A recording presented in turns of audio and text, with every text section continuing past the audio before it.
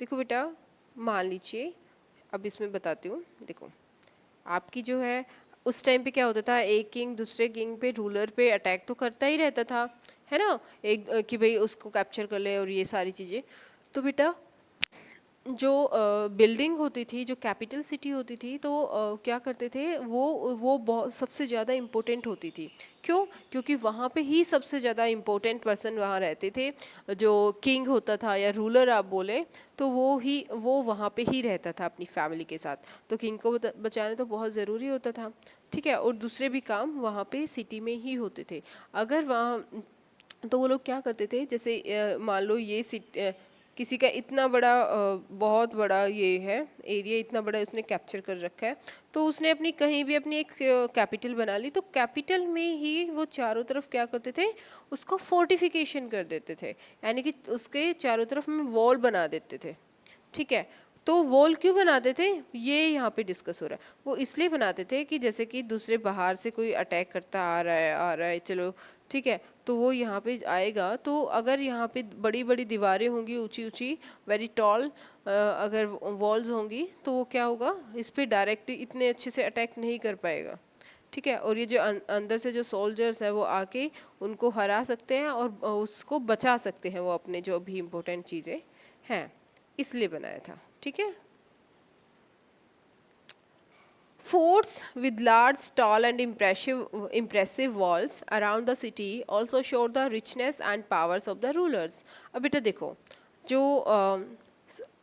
ये इतनी बड़ी बड़ी वॉल्स बनाएंगे, इतने ज़्यादा फोर्ट्स बनाएंगे, तो क्या है, उसको फ्री में तो नहीं बन सकते, वो उसमें बहुत ज़्यादा कॉस्ट लगेगा। अब जिसके पास जितनी बड़ी वॉल वगैरह उसने बनाई होगी, तो इसका मतलब ये है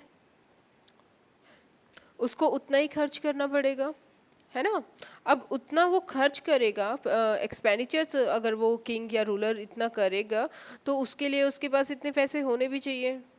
तो इसका मतलब कि अगर किसी किंग ने इतनी ज़्यादा फोर्टिफिकेशन किया हुआ है, इतनी बड़ी वॉल बनाई हुई है, तो इसका मतलब है वो बहुत ज़्यादा रिच है, ठीक है, तभी वो इतना बड़ा बना पाया है। तो इसलिए इस टाइप से खुद को बहुत अच्छा दिखाने के लिए, बहुत ज़्यादा रिच दिखाने के लिए, बहुत ज़्यादा पावरफुल दिखाने के लिए भी वो लोग क्या करते थे, फोर्टिफिकेशन करते थे, ठीक है। ये भी समझ आ गया। देखो, एक तो प्रोटेक्शन के लिए हो गया, दूसरा क्या हो गया, वहाँ पे अपनी रिचनेस को शो करने के लिए, पावर को शो करने के लिए। थर्ड पॉइंट क्या है, also in this way the land and the people inside the area could be control more easily.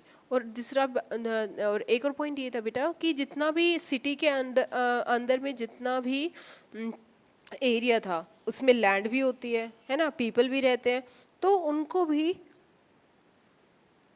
Control करना बहुत ज़्यादा इजी हो जाता था, ठीक है। क्यों? क्योंकि सारे के सारे जो इम्पोर्टेंट लोग हैं वो सिटी में ही रहते थे, ठीक है। और सिटी में रहेंगे, अब देखो दिल्ली है, दिल्ली कितनी बड़ी मतलब एक अगर देखें तो कितना बड़ा एरिया है, ठीक है। अब उसको फोर्टिफाइड किया हुआ था, उसके काफ़ी बड़े एरिया को, तो बहुत ज़्यादा इंपॉर्टेंट पर्सन उसमें रहते थे, वो अपना डिस्कस आराम से कर सकते थे क्योंकि पास में ही रहते थे, है ना। और जितने वहाँ पे पीपल रहते थे वो भी उसके अंडर में ही थे फोर्टिफिकेशन के, तो इजीली सारी चीज़ें कंट्रोल वो कर सकते थे। ये देखिए बेटा, इसमें एक एग्जाम्पल है फोर्टिफिकेशन का। इसमें देखिए किस तरीके से ये सिटी है, अंदर यहाँ सब रह रहे हैं, ठीक है। और ये साइड में इन्होंने वॉल्स बना दी, ठीक है, ये वॉल्स बना दी है।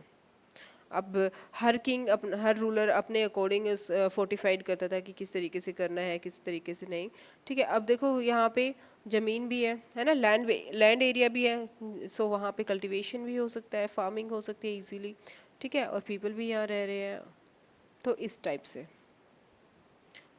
अब आगे क्या है, building such huge walls required a great deal of planning. और बेटा इसके लिए बहुत ज़्यादा एक प्लानिंग की ज़रूरत होती थी, ठीक है। Enormous labour was required to make the bricks and the wall. और अब देखो इतनी बड़ी अगर हम बिल्डिंग बनाएंगे, उस टाइम ऑफ कोर्स आज के टाइम भी अगर हम कोई बिल्डिंग बनाते हैं तो उसमें लेबर की तो ज़रूरत होती है, तो उसमें बहुत ज़्यादा चीज़ें चाहिए होती थी। The new raja now began maintaining armies. तो अब राजा ने क्या करना शुरू कर दिया था बेटा, कि वो आर्मीज बनाना शुरू कर रहे थे, पहले आर्मीज नहीं रखते थे।